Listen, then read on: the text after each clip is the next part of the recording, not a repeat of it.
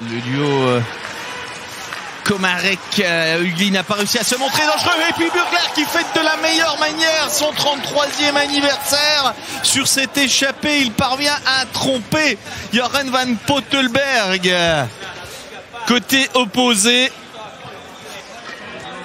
Dario Burglar, 4e but de la saison. Le dernier, c'était le 24 novembre face à Genève. On va revoir cet échappé avec la passe de Fazzini. Burglar qui jette un petit coup d'œil pour voir si Arcobello est en bonne position. Il choisit le shoot en sachant qu'Arcobello est éventuellement disponible pour profiter. On le retrouve, Bertaggia. Il a essayé de passer une fois, deux fois, il a tiré ses buts. Oh, il a surpris complètement le gardien Van Pottelberg qui lui avait bougé sur la passe de Bertaggia. Le puck lui est revenu, il a frappé. Mais voilà qui met un peu de baume au cœur à celui qui vit une saison plutôt compliquée. On va revoir ce dégagement raté de Radgeb. Bertaggia, regardez, il a le coup d'œil, ça ne passe pas, ça revient après que Moser ait stoppé la rondelle. Et puis Bertaggia à l'instinct du tueur du buteur pour marquer exactement 7 minutes après.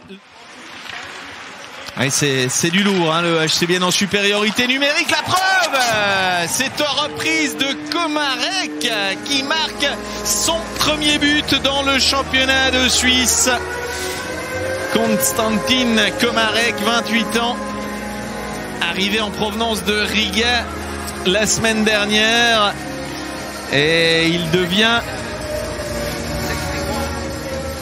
il marque le 19e but de la saison en supériorité numérique. De quoi faire encore monter les 27% d'efficacité à 5 contre 4. 13-31. C'est également de Forster. Alors qu'il y a un homme qui arrive en excellente position. Ouais, c'est Rayala qui va marquer et même égaliser après 15 secondes de jeu. Il a dû s'y reprendre à 2 reprises. Schlegel cherchait le puck. Il était passé entre ses jambières. Et ça va faire rayonner le Finlandais qui est vraiment dans une période de doute. La dernière fois qu'il a marqué, ça n'a pas vraiment été le but qui déclenchait l'avalanche, le changement de tendance. Peut-être que cette fois-ci, ce sera le cas. Allez savoir. Toni Rayala qui n'avait plus marqué. Ide, Arcobello. Ide qui poursuit son effort et qui marque. Cette prolongation aura duré 7 secondes et Ide complètement oublié par les Biennois qui vient marquer un but qui nous a tous étonnés, je dois vous dire, ici à la tribune de presse, parce qu'on s'attendait quand même pas à une réussite aussi rapide que celle-là. Ide qui avait déjà crucifié Fribourg en prolongation. 3e but de la saison, le 2e en prolongation. Il va commencer quand même à être repéré là, hein, Team Ide.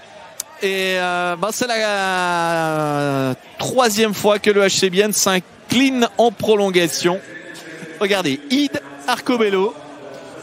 On connaît la vista du top scorer luganais. Et Ide qui se fait un malin.